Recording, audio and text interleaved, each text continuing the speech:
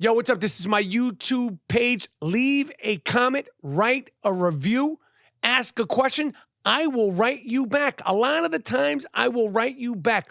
Welcome to my YouTube page.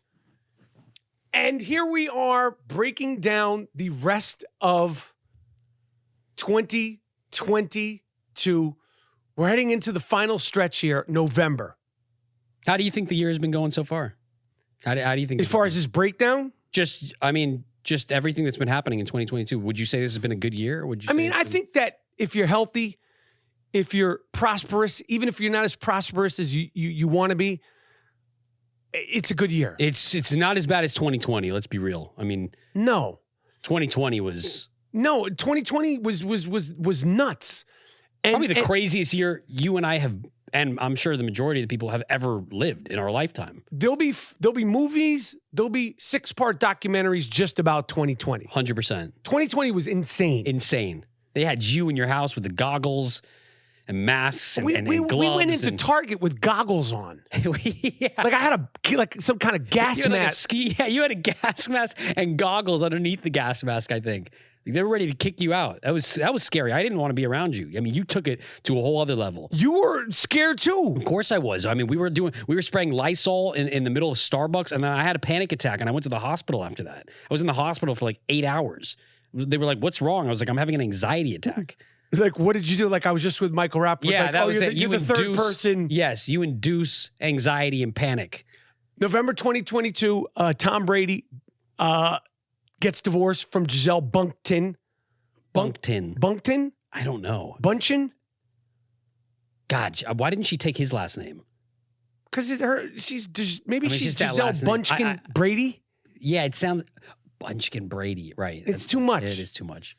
And Tom Brady's a savage because Tom Brady, although the Tampa Bay Buccaneers may or may not make the playoffs, he's continuing to play football at 45 years old. It's insane. And he hasn't had his best year, but he's still very, very good, better than a lot of players, better than a lot of quarterbacks.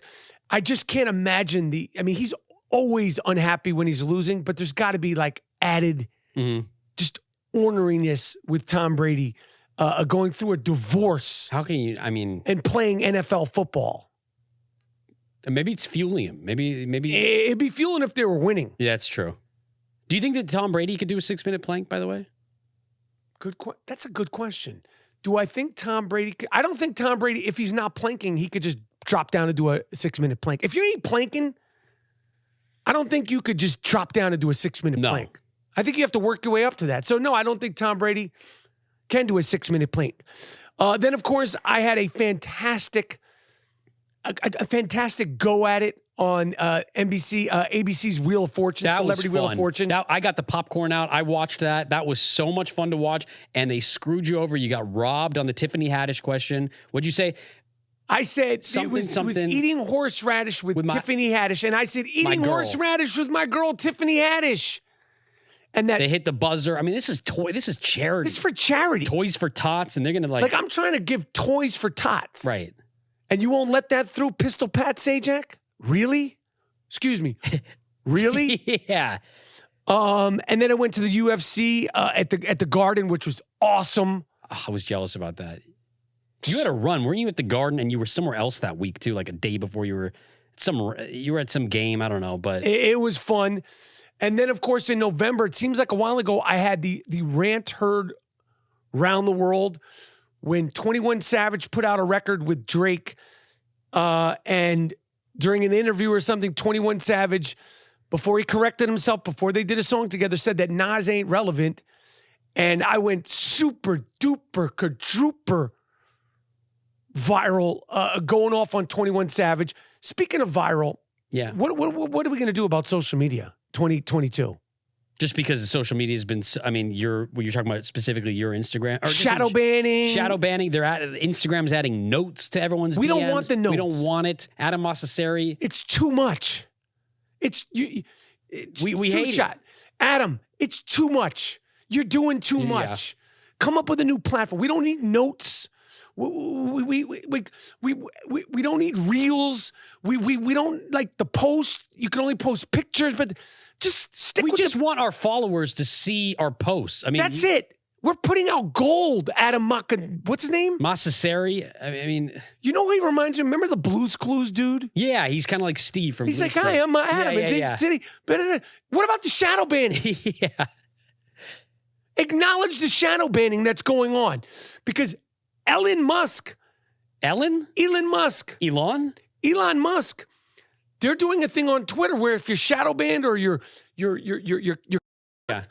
they're giving you a way to verify that you're cockblock and or shadow banned and to unshadow ban and or block yourself. See, that's fair. A start. That's fair. I mean, because you got what 2.2 million followers, and you're getting 6 comments. I mean, we walk down the street, and you get stopped with people. Tell them. Tell the people. No, I mean that's it. There's not much to say. Tell it's them. Just, I am. What do you mean? I am. I just told. I get more comments in the street than I do on Instagram the last few days. Absolutely. Within a matter of 5 minutes, you get more. I know. My friends get more comments than you do. And we put gold up there. Yeah, you put gold up there every day. It's sad. It's a damn shame. Also in November, like I said earlier, Slobdick said he's running. Right. People come up to me, they go, what do you think? I go, he said what he's doing. I mean, we've known that's what people have been saying Trump 2024, 2023 for so long. He said, I'm running. Yeah. So all that Mar-a-Lago? What ended up happening with Mar-a-Lago? Did they find anything? He also said today he's putting out NFTs. Trump said that? Fact. He doesn't stop this guy. He's putting out, you could get a package of NFTs for $99. Trump NFTs. Wow. And he doesn't sweat, right? Is that another thing about him? He doesn't probably got his sweat. He's a pig. He's like a How old is he? 79, Damn. 85. No. He's a genetically modified pig. Do you like his neck? Do you like that little turkey I like neck? his neck and I like his hair. His hair is sick. Has Augusta Wynn just taken that? I think he's got that puppy taped, stapled, and pinned down. Nothing will make it move. And I think if he doesn't have it taped, stapled, and pinned down, he puts a hat on. Yeah. Those big stupid. Yeah, he's got those big hats, right? Those like big trucker hats. Also in November, the Mariano Rivera of Stickman, Pistol Pete Davidson, we announced him as a human fuck doll.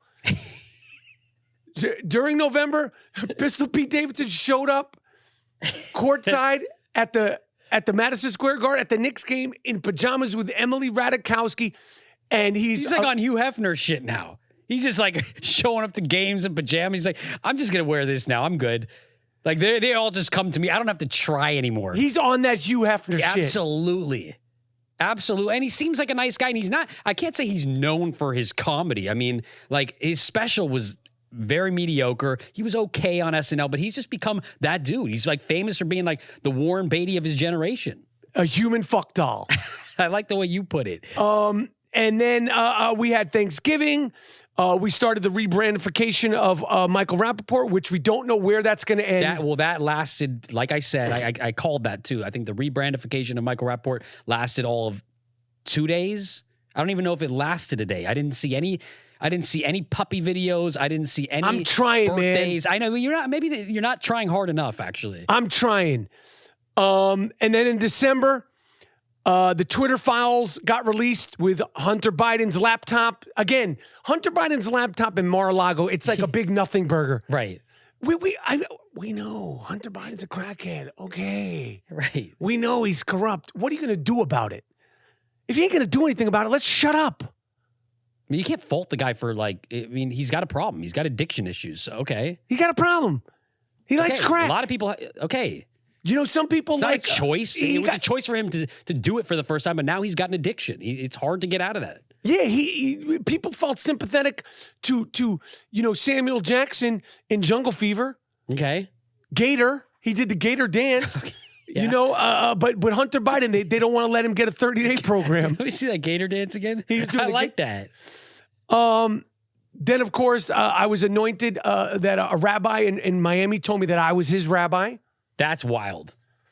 Because you didn't really find your your Judaism until like the past couple of years. I feel like you weren't like as Jewish as I was. I mean, because listen, look, I know you're like king of the Jews now. I think it's great. You're a spokesperson. You've said so many things that a lot of the last few years have pushed me deeper into my Judaism. But I wonder if you would feel the same way if you had gotten bar mitzvah, or if you had went to Hebrew school like I did, which was from 2nd grade to 7th grade, almost 3 times a week. I hated Hebrew school. I hated it.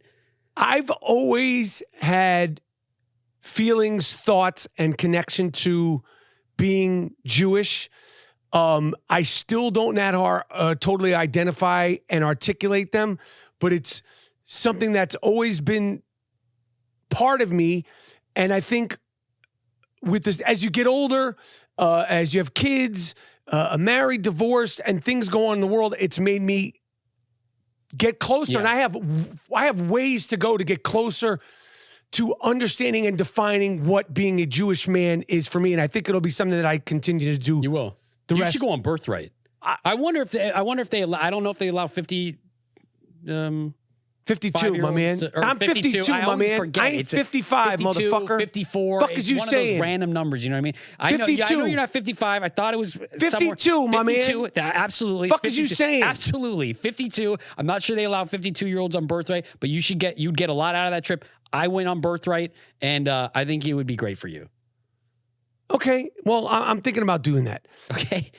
Anyway, that's been the month of December. They had that freak, Sam Bankman. He got arrested in the Bahamas. We made our Oscar.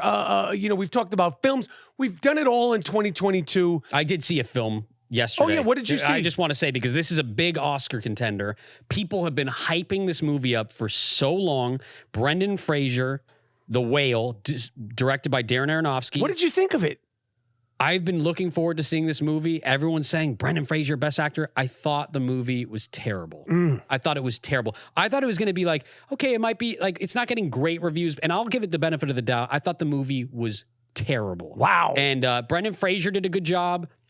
Was he in a fat suit, or did he Robert De Niro it for real? No, he didn't Robert De Niro. I mean, he's already kind of heavy set right now. He's not the Brendan Fraser that we all know from the 90s. Cock Diesel. He was, stunning back then. He was that George of the Jungle, the Mummy. But he put on this fat suit, and the movie, I mean, it was like a play. It was like a bad play. It felt like a soap opera. The writing was terrible. And for Darren Aronofsky, I love Darren Aronofsky, who did Requiem for a Dream, Black Swan, The Wrestler. Yeah. This was one of his worst movies. And I think that if anybody put on a fat suit, a 600-pound fat suit, if you put on a 600-pound fat suit and you were in The Whale, you would be up for Best Actor at the Academy Awards this year. No doubt.